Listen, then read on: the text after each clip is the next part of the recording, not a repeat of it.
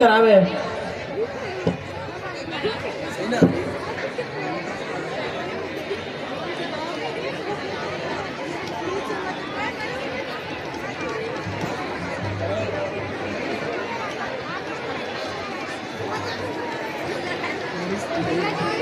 आप कुछ ही देर में बिल्कुल ठीक हो जाएंगे।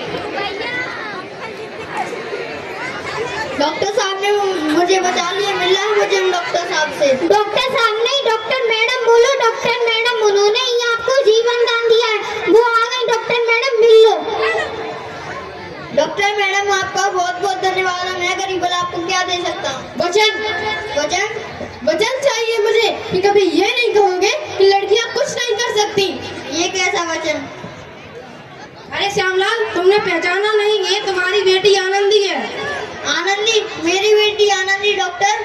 हाँ बाबू, वही आनंदी जिसके लिए बचपन में तूने चूल्हा और दूल्हा के अलावा कुछ नहीं सोचा था। मेरी बच्ची मुझे माफ कर दे, मेरी बच्ची मुझे माफ कर दे।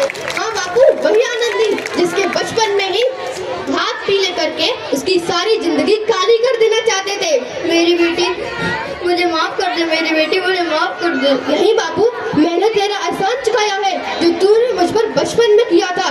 ताने सुना सुनाकर जीते जी मार डाला था मुझको। अब बोलो किस किस को मारेंगे?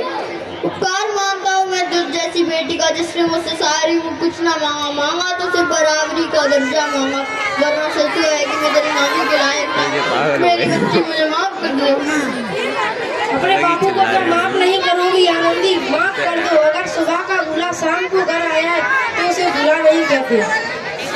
आपने ही तो बोला था कि किताबें सिर्फ बेटों के हाथ में अच्छी लगती है, बेटियों के हाथ में तो सिर्फ मेहंदी अच्छी लगती है।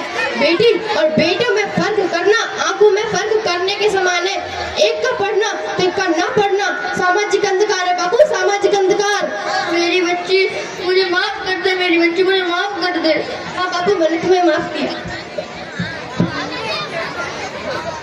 इस प्रकार आनंदीबाई जोशी ने अपनी मेहनत और अटूट इरादे से न केवल भारत की पहली महिला डॉक्टर बनी, बल्कि आगे चलकर उन लड़कियों के लिए सुनहरा रास्ता दिखावे जो अपने जीवन में कुछ करना चाहती है।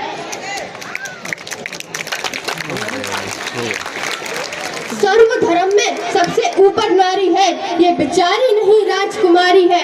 निर्मल है तो गंगा का पवित्र पानी है, ज्ञान ही सरस्वती की निशानी है। निडर दुर्गा की छाया है, जब हर रूप में इसने साथ तुम्हारा निभाया है। तो क्यों उसको जन्म से पहले मौत की नींद सुलाया है?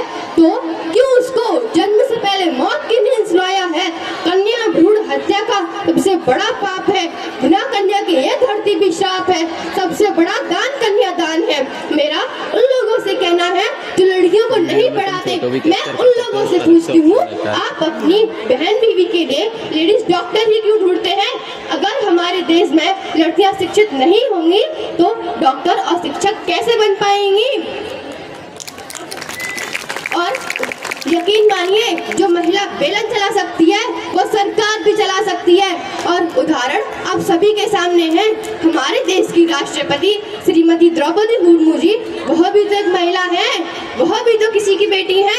हमारे भारत की प्रथम महिला IAS किरण बेदी जी, वह भी तो एक बेटी है। हमारे भारत की प्रथम महिला शिक्षिका सावित्रीबाई फूले, वह भी तो किसी की बेटी है। हमारे जरा की अध्यक्ष प्रिया नरेंद्र सिंह सिकरवार जी, वह भी तो एक महिला है, वह भी तो किसी की बेटी है।